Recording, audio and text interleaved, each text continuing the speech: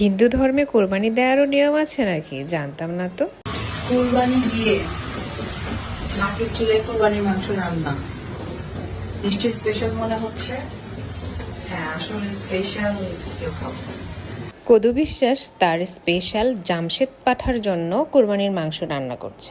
এই যে বেকার ভ্যাগাবন ভণ্ড বিশ্বাস, গরু ছাগল জবাই করলেই সেটা কুরবানি হয়ে যায় না। তুমি যদি বাস্তবের চেয়ে পর্দায় অভিনয়টা ভালো করতে, তাহলে আজকে আর তোমাকে বেকার থাকতে হতো না। ঝুলা কদু, তুমি নিজেই জানো তোমার নিজের কোনো কোয়ালিটি নেই, সেজন্য তুমি নিজেকে আলোচনায় রাখতে বর্তমান সময়ের একমাত্র এবং ব্যস্ততম নায়িকা বুবলিকে নিয়ে সারাক্ষণ মিথ্যা রটনা রটিয়ে নিজেকে আলোচনায় রাখার কৌশল বানিয়েছ। ভালো কৌশলই বানিয়েছ তুমি। বুবলির নাম বিভিন্ন কিছু বলে বলে নিজের একটু ইনকাম বাড়াচ্ছ, খেয়ে পড়ে বেঁচে আছো। এজন্য তোমার বুবলির প্রতি খুবই কৃতজ্ঞ থাকা উচিত। শাকিব খান তো সেই কবেই তোমাকে লাথি ঝাঁটা মেরে বাড়ি থেকে বের করে দিয়েছে, তারপরও সাকিব সাকিব করতেই থাকো। কিন্তু সেটা পাবলিক বুঝে গেছে যে তুমি একটা মিথ্যার ফ্যাক্টরি।